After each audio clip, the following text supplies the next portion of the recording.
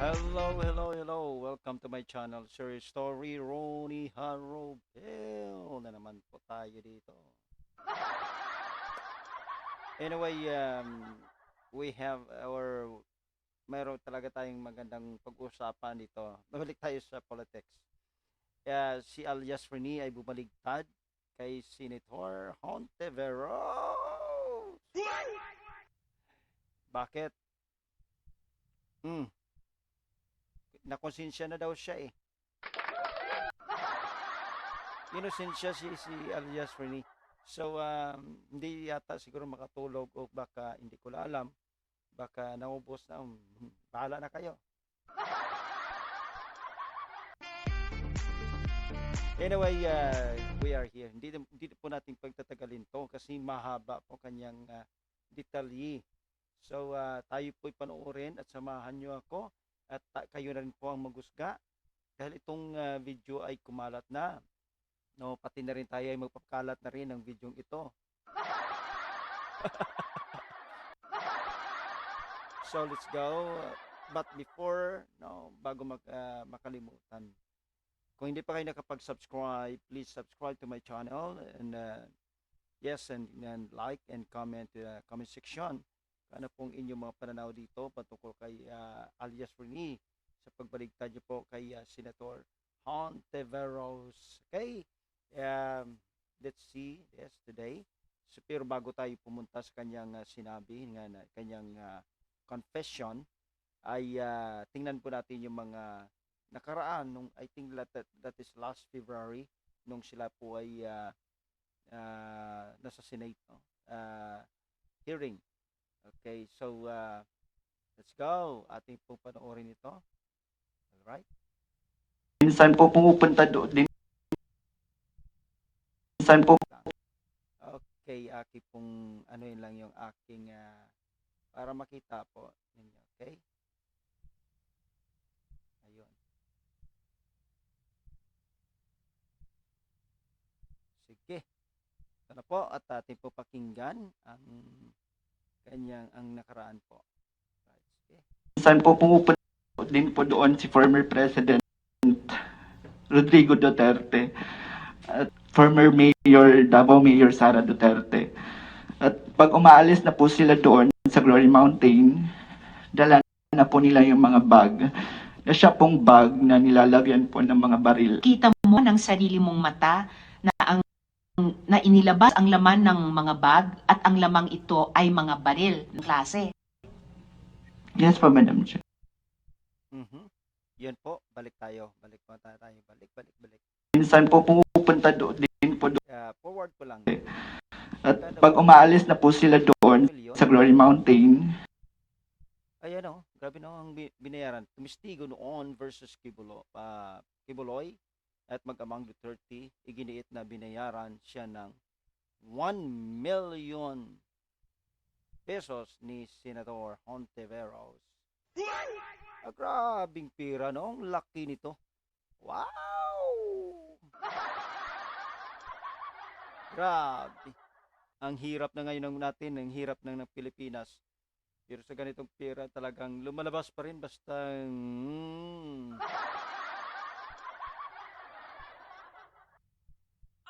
awesome! Anyway, awesome pa rin. No? Okay, sige, alright. Atin na po tayong babalikan po natin ngayon ang ating pong pag-usapan ay ang confession ngayon ni alias Rene. Okay, pakinggan po natin ang kanyang confession sa atin. Right. Okay, sige. Kasi according to him, no, at nakita ko nung pinanood ko to, nangiyak-iyak pa tong taong ito si alias Rene.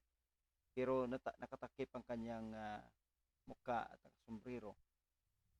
Siya tong hardinero na umiiyak-iyak pa nung nandun siya in interview dati. Naalala ko ito. Sarap ang kape! Woo! Basta kape is, guys, coffee is life. Ganun po talaga ako. Napakasarap ng kape. Anyway, sige na nga. Hindi na po tayo magtatagal kasi mahaba po kanyang confession na ito. So, pasok. Okay. Alias Rene, pasok. Ako po si Michael Maurilio alias Rene. Saglit lang. Parang ano dito na katago pala siya eh.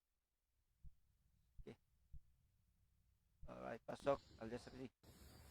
Ayan Ako siya. po si Michael Maurilio alias Rene. Hindi po ako pinilit na magsalita ng katotohanan. Kusang loob ko pong inilalahad ang mga nagawa kong kasalanan at mga plano laban kay Pastor Apollo C. Kibuloy at sa Kingdom Ministry. Ako po yung witness, kinuwang witness ni Senry Sauntiveros na nakatakip yung muka. Pero ngayon, hindi na sapagkat nagsasabi na ako ng totoo. Binayaran po ako ni Senry Sauntiveros para mag-testify laban kay PRRD, VP Sara at kay Pastor Apollo C. Kibuloy. Lahat ng sinabi ko at kasama ko doon na nag-witness sa Senado ay ginawa lamang ni Senry sa upang papagsakin si Pastor at ang buong kingdom at kunin ang kanilang mga ari-arian. Ngayon, Oh, wait lang. Grabe no. Para kunin ang ari-arian. Ganun talaga kayaman ang king. Actually, it's very true yan. Nakikita naman natin yung ministry ni Pastor Apollo Kibuloy. No, grabe. Kahit pa ako isang pastor din ay talagang hanga ako sa natawag pong administration pagdating po sa PIRA. No? That's the strategy naman po yan eh. Isa pa si Pastor Apollo Kibuloy ay walang pamilya. Hindi po tulad namin na mayroong pamilya. Talagang kailangan pong siyempre naman. Pero pagdating naman sa doktrina, hindi ako agree kay Pastor Apollo Kibuloy, pero I look forward, no? Nakikita ko yung kanyang pagdating po sa finances administration. I really appreciate. Kaya po lumaki ng ganyan. At saka mga taong nandyan talaga na talagang very nakita naman natin. Kasi sabi ito, kukunin yung ari-arian. Wow! Grabe no. O, sige, tuloy nga, alias Rene. po ay hinahanap at tinatakot ako ni Senrisa. Ako po ay dating full-time worker ng Kingdom of Jesus Christ na pinamumunuan ni Pastor Apollo Kibuloy. Na-convert ako noong 2015 at naging full-time noong 2019 kung saan na-assign po ako sa Glory Mountain sa Davao City. Lumabas po ako ng 2021, ngunit nagpaalam po ako ng maayos at pinayagan naman ako ng Kingdom dahil may balak po akong bumalik pagkatapos ng ilang taon. Noong January 2024, nag-vlog po ako kasama ang isang ex-full-time na si Lawrence Capuno dahil nagsimula na noon yung unang pagdinig na sa Senado sa pangunguna ni Senry Sauntiveros tungkol sa mga aligasyon ng sexual abuse at human trafficking na isinampalaban kay Pastor Apollo Kibuloy. Sa vlog na yun, pinasinungalingan namin yung mga claim ni Blenda Portugal alias Amanda at nung iba pa na pawang kasinungalingan lahat. Nung February 2024, kinontak ako ng isang ex-full-time na si Shishir Bandari at inalok na maging witness sa Senate investigation ni Senador Risa kapalit ng financial assistance. Pumayag ako dahil sa panahon din yun, nangangailangan din ako ng pera. Binigyan ako ni Shishir ng email ng opisina ni Senrisa. Wait lang. Wait. Si alias Rene na nangailangan ng pera. So, nag-grab yung opportunity ito na para mag-witness. Siyempre, kailangan po talaga ng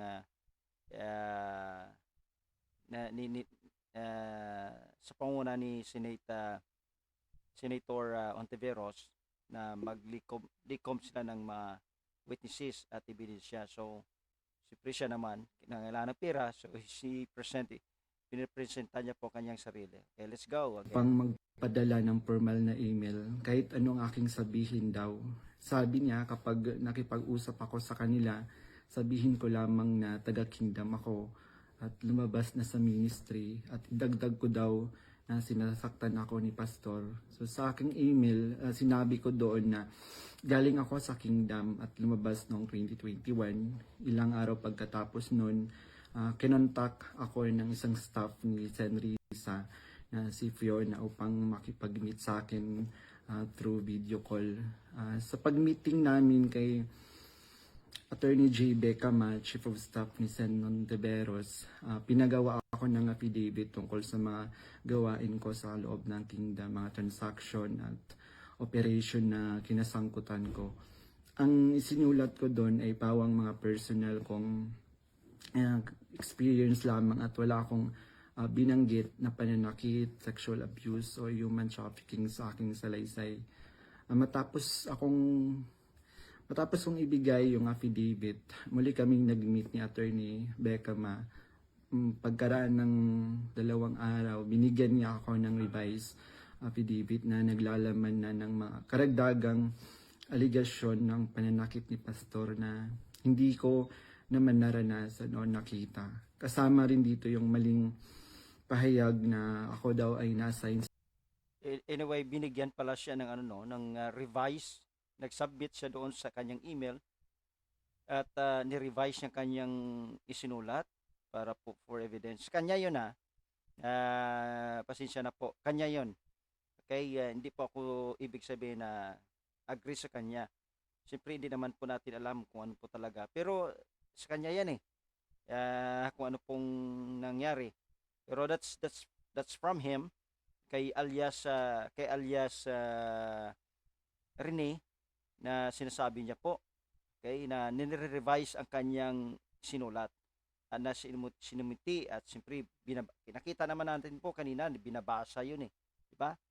Okay, let us continue. Sa SMNA News kahit hindi totoo dahil ako ay nasa Glory Mountain mula 2019 hanggang 2021. Nandun din yung aligasyon na sa di umano ay nasaksihan ko tungkol sa mga baril na sangkot sina Sara Duterte at dating Pangulong Rodrigo Duterte na hindi naman totoo dahil wala naman akong nasaksihan na ganoong pangyayari.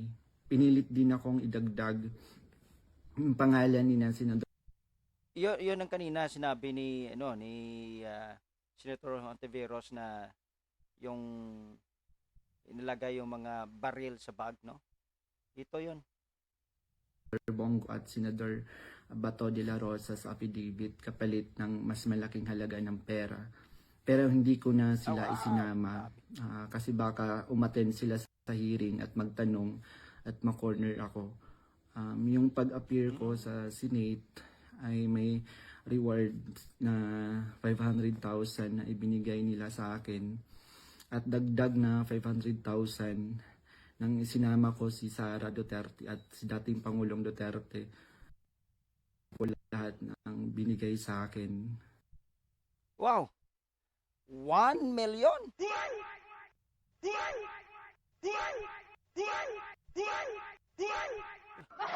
Grabe, 1 million.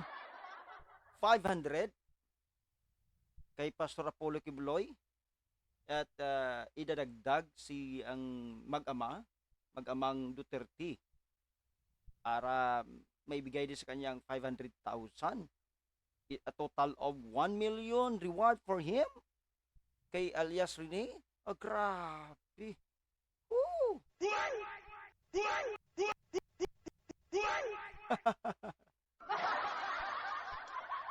Sige, tuloy na lang alias Rene. Isang linggo before ang Senate hearing noong February 19, 2024, pinatira ako sa isang condo kung saan ako ay biniriefing at tinuruan tungkol sa mga dapat na isasagot ko sa tanong ni Senador Risa.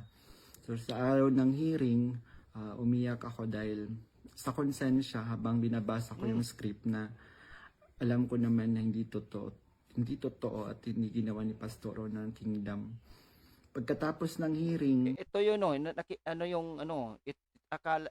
Itong na parang umiiyak na siya doon, no? Yun pala, no, yun pala ang kanyang nararamdaman. Kasi nakita ko siya din, nanonood ako noon sa Senate hearing na parang umiiyak siya. Ito pala yung sinasabi niya. Tinago ako ni Anyway, kinokonsensya na pala siya, no? Siyempre ba naman. Kaya ang pira, hindi po pwedeng takpan yan ang ating konsensya. Tandaan po natin, yung conscience po natin, kahit yung kasalanan natin, kahit marami kang pira, kahit may milyon kang pira na nanggaling kasamaan, hindi ka talaga patutulugin ng konsensya mo. Yun po talaga. It is biblically na kailanman ang kasalanan po natin na ginagawa, ayan po ang laging pumupukaw, lagi pong nangungulit sa atin para po tayo magsisi. Yan po, biblically speaking. Even the Bible says, the body can be, hindi po pwedeng talikuran yung konsensya na yan. Diba? Tingnan nyo nga si Safeguard, di ba? Actually, hindi po tayo nag-ano dito ng promote. Pero actually, yung sabon, no, yung sabon, ako ang konsensya mo, sa sabon pa lang yan. Siyempre, kaya nga, paborito ng talagang karamihan ang sabon na yan. Kahit ako po, ganyan din pong ang aking ginagamit. Alright, sige, tuloy po tayo. Sen. Risa sa kanyang kondo sa Manila at inutusan na maghanap pa ng ibang pwedeng maging witness kapalit ng pera dahil may mga susunod pang hearing. Sa Grabe. buong taon ng Grabe. 2024, nanirahan ako sa kondo ni Sen. Risa at nung January 2025, lumipat ako pansamantala sa isang safe house kung saan nakasama ko doon sina Mutabato at iba pang mga biktima ng extrajudicial killings. So, sa bawat research o information na aking naibibigay sa Senado, nakakatanggap ako ng rewards na 12,000 na ibinibigay ni Sen. Risa sa pamamagitan ng kanyang staff na si Sir Ryan. So, sa kabilang sa mga na-research ko, nagawa kong research, yung inimbentong Angel of Death daw ng Kingdom na inimbento ni alias Jackson, si Edward Masayon. Yung angel pala yun, inibinto lang pala yun. According to alias Rinia. Kabilang doon yung na-research ko yung mga member at yung mga general na nag-courtesy call kay Pastor. Nung August 29, 2024, nag-dinner meeting kami nila Blenda Portugal alias Amanda kasama ang kanyang legal team na sina Attorney Joanna Paula Domingo at ng Office of the Special Assistant to the President at si Attorney Ian Interina at yung kasama yung abogado ko na si Attorney Ange May Bagudio sa isang hotel. Saglit lang, ang dami na yata ditong ang dami na ditong kasabwat to. Sinasabi ng mga pangalan, ako, paano to? Sa Quezon City. Pinagplano nila kung paano idiin ang kaso ni Pastor at ininganyo akong mag-file ng kaso. Sabi ni Attorney Domingo na mas maganda mag-focus kami sa human trafficking dahil mahina ang kaso sa sexual abuse.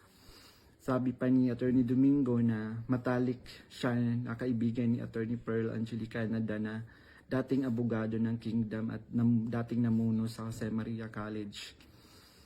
Ayon sabi ni Attorney Domingo, sabi sa kanya ni Pearl na umalis na sila sa Kingdom at alagaan mo daw si Amanda at siya na ang humawak ng kaso laban kay Pastor. Kasamang kanyang kapatid na si Attorney Lady Jade Canada at si Shishir Bandari sa US na nabanggit ko na kumontak sa akin upang siraan si Pastor. Dagdag pa ni Attorney Domingo na gumagamit sila ng private jet mula kay Secretary Antonio Lagdameo papuntang Davao para sa kaso ni Grabe private jet na ginagamit to. Ang daming pera. Saan sila kaya kumukuha? Kung totoo ito, okay? Kung totoo ito, saan sila kumukuha ng pera? Oh, wow. Grabe, private jet pa naman. Private jet pa naman yan. Grabe.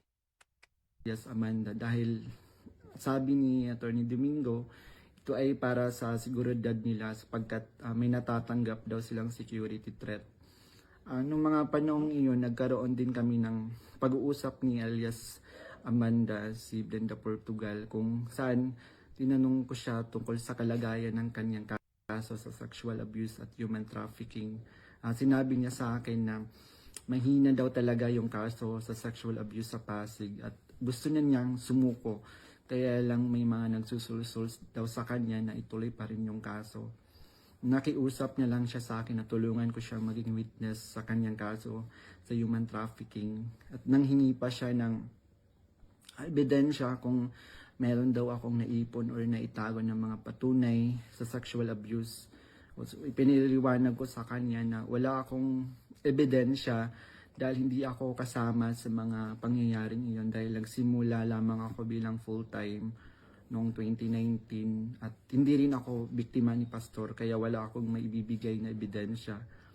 Sinabi ni alias Amanda na mag-focus na lang ako sa human trafficking at maghanap ng mga ebidensya kung meron pa akong naitatagong impormasyon.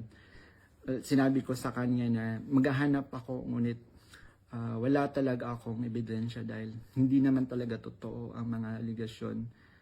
Sabi ni Attorney Domingo na hinahanapan daw nila ng butas upang makasuhan at madisbar si Attorney Israelito Torion upang mawala na daw ito dahil sabi niya magaling daw ito. So sa panahon ng KOG Sage sa Davao City noong August 24 hanggang September 8, 2024, everyday kami nagmi-meeting kasama yung mga staff ni Senrisa, yung PNP, CIDG, nandun yung US Embassy, yung NBI, ang Department of Justice at yung mga tumiwalag sa kingdom mula sa Amerika na sina Ann Lagerder at Arlene Stone. Hala, saglit lang. Kasama na ditong... Hala! Grabe. Totoo ba yan, alias Rene? Kasama na.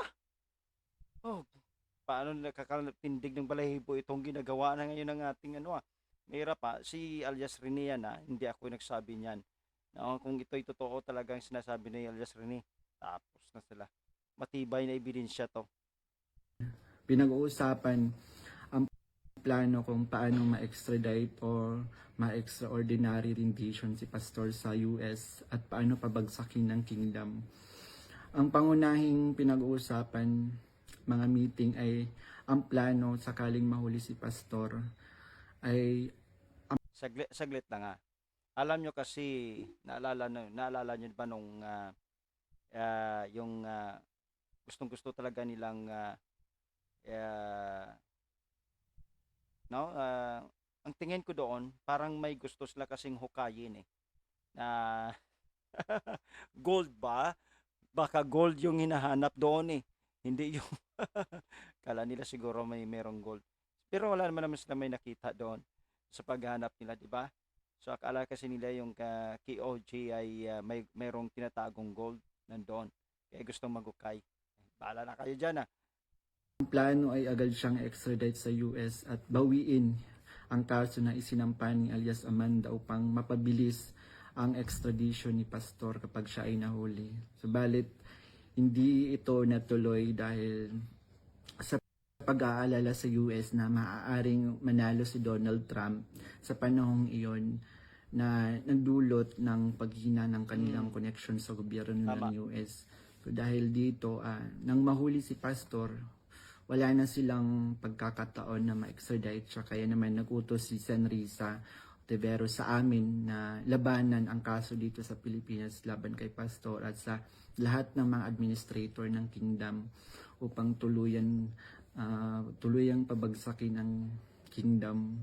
So tinatanong kami ng paulit-ulit kung may alam kami tungkol sa isang bunker daw nung panahon ng KOG Sage dahil kapag nahanap daw nila si Pastor, babahan ng pera at may bahagi kami doon. Ang bunker ang pangunahing hinahanap kaya Saglit lang. Babaha ang pira? Hindi, actually, si Pastor Apollo Kibuloy kasi marami naman talagang pera. At one of the missionary po ng isang grupo, yung dating, kwento ko ng kunti lang yung missionary ng isang grupo na yung talagang sanang galing po si Pastor Apollo Kibuloy. Actually, we're the same faith before ni Pastor Apollo Kibuloy, kaya lang simpre, it's a long story. So ang kanyang, yung kanang talagang, yung saan po siya nanggaling, yung missionary na yon ay, mm, talaga, yeah, very totoo yun. Kaya babaha po talaga ng pira. Pero ang ano dito kasi, ang kanila pong tinitingnan po kasi na mayroon pong gold si Pastor Apollo Kibuloy. Actually, siyempre naman marami ang KOG kasi is sa blessed po ang ministry ni Pastor Apollo Kibuloy kasi maraming giver. Siyempre kung maraming giver sa church, talagang babaha ang pera. No, ang pera. So nakikita ko naman, matagal po akong naging subaybay po ni Pastor Apollo Kibuloy nung hindi pa po ganyan talaga kalalim ng kanyang doktrina, yung kanyang teaching ay maganda pong ang dati po kasi uh, uh, nung tele-evangelist po si Pastor Apollo Kibuloy, that was I think that was 1990s. No, naging kasikatan niya yan sa TV evangelist ay maganda pa, hindi pa ganyan talaga ang kanyang teaching and doctrine. Maganda pa talaga. So, marami pong give. Nakita ko yun paano po talagang marami po siyang magandang ministry no nakita kahit po ang iba po na-apply ko rin po sa aking ministry. So, matagal akong subaybay po. Kaya lang nung naging hindi na po iba na pong teaching yan. Ibig sabihin hindi medyo nag-gap na po ako sa kanya. But anyway, ito po, no? Babaha ang pera. Tuloy po, Alias Rene. Pinuntahan nila ang lahat ng mga posibleng lugar.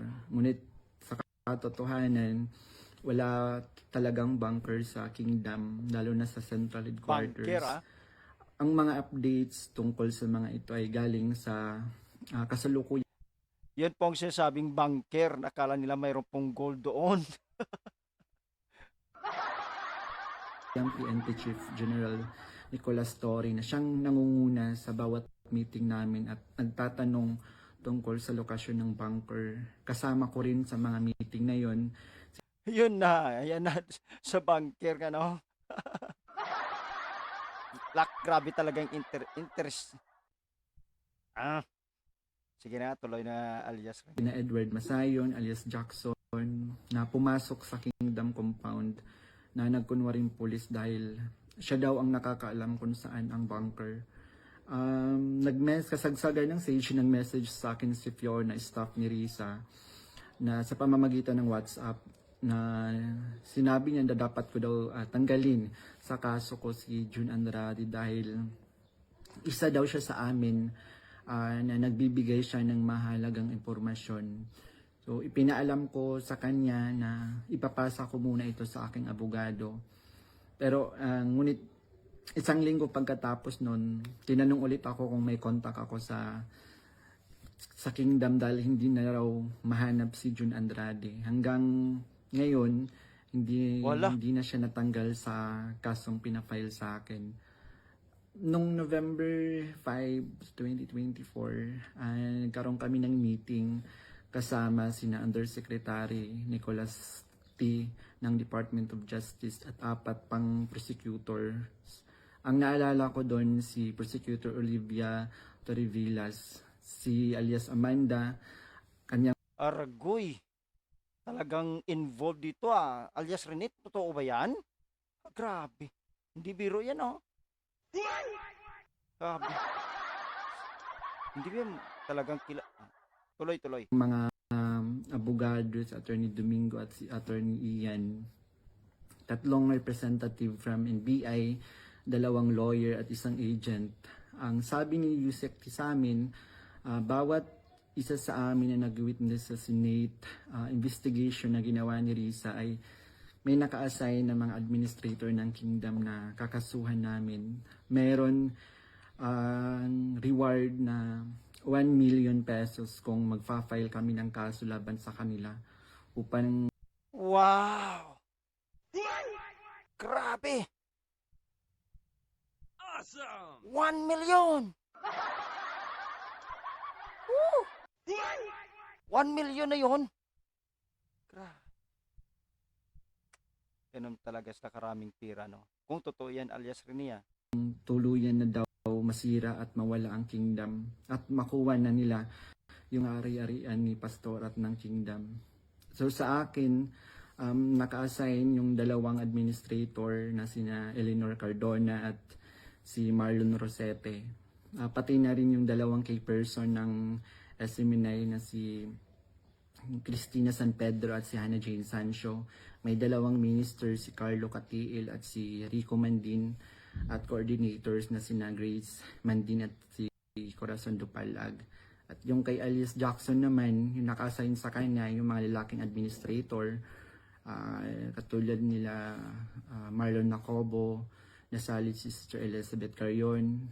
And kay Alias Jerome naman, naka-assign sa kanya yung mga administrator ng mga babae na sina Nyanyang Lizada at si Teresita Dandan. So sa iba't ibang araw na mga meeting namin, kasama ko yung mga dating full-time worker ng Kingdom na lumabas dahil sa mga nagawang kasalanan sa loob ng ministry. Doon sina Arlene Stone.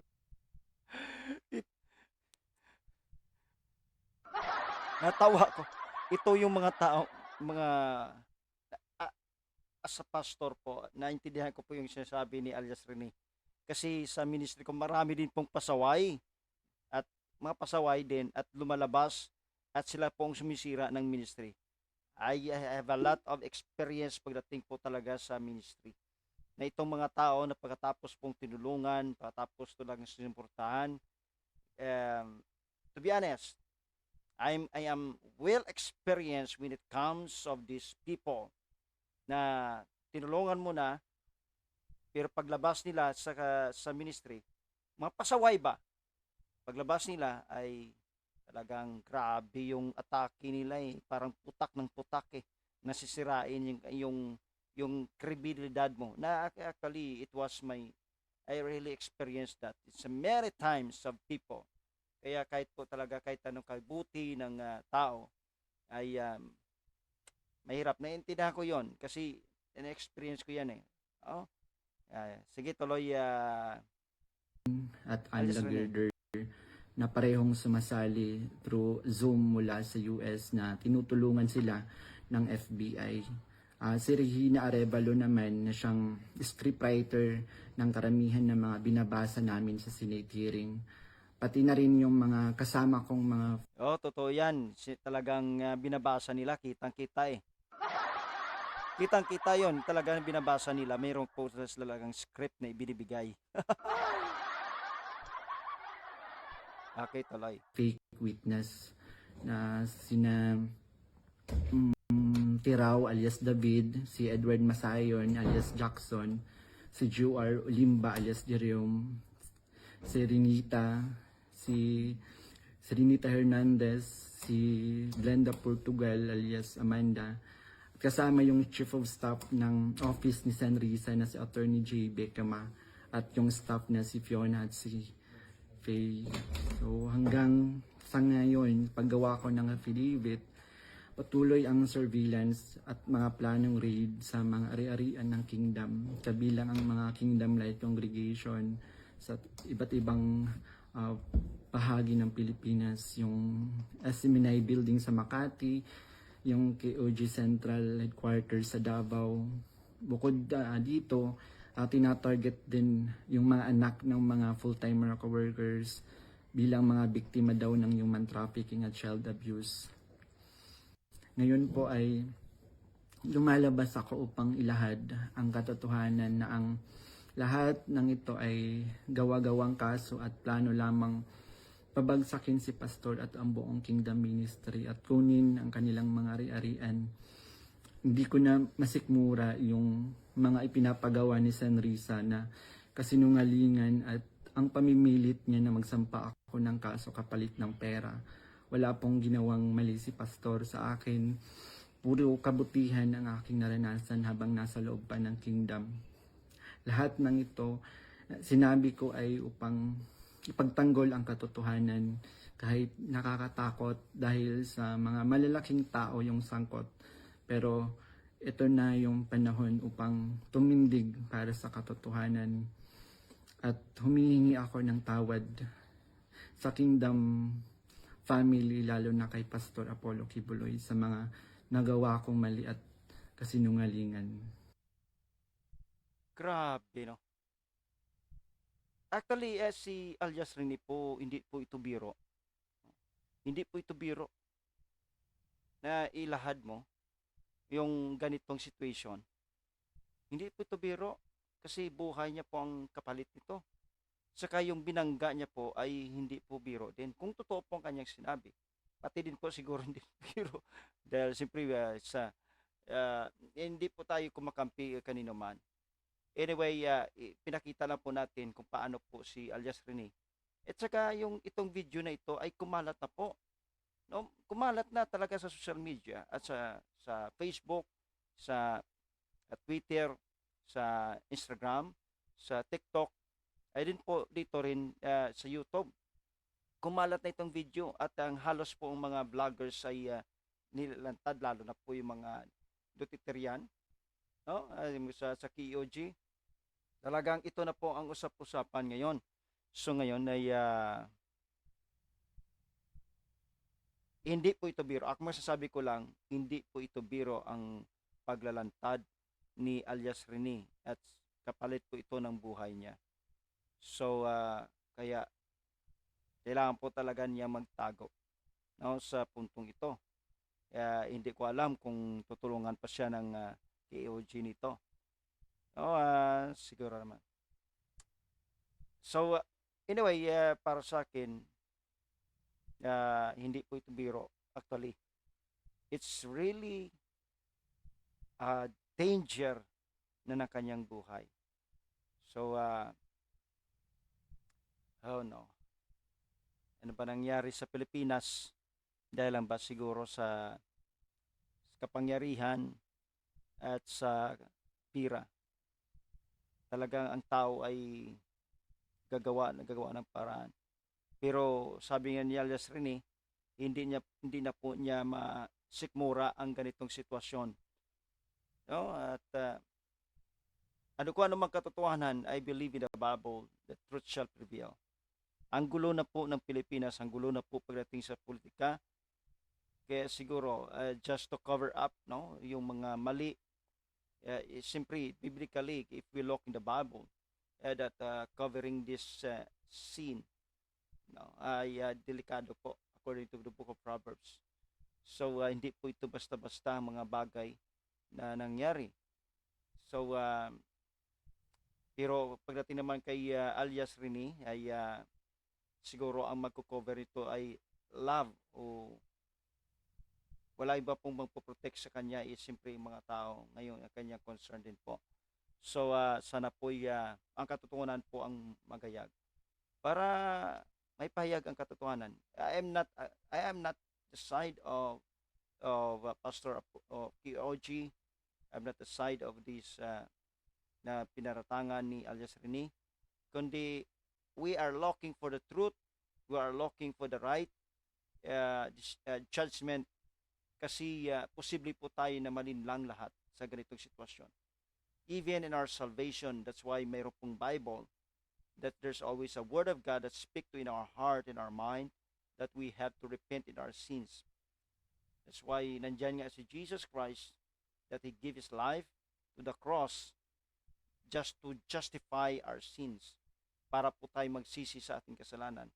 Yan po ang ating conscience. Ang conscience po natin, siya po ang maglilid sa atin, ang gagabay po sa atin upang tayo po magsisi. So naway wag po tayong papabayaan ng Panginoon, naway proteksyonan po, kahit pong gumawa nitong di maganda, sanay po magsisi sa kanyang kasalanan. Ano man po ang mga ganito, magsisi po tayo. Kaya po kay alias Rene, balik po tayo kay alias Rene, hindi po ito biro ang kanyang paglalatad. Naway po gabayan po siya kung ito'y katotohanan, gabayan po siya ng ating Panginoon. So, dito na lang po sa tagal na ating pag-uusap, naway po papalain po tayo ng ating Panginoon. Gabayan po kayo at see you naman po sa next nating video. Naway support. Let us support one another. And bless us you all in the name of Jesus Christ. And here again, share your story. Pastor Ronnie Harabel, na inyong bang lingkod, na patuloy tayong mayroong pag-uusap na may katotohanan. God bless you all in the name of Jesus Christ. Amen.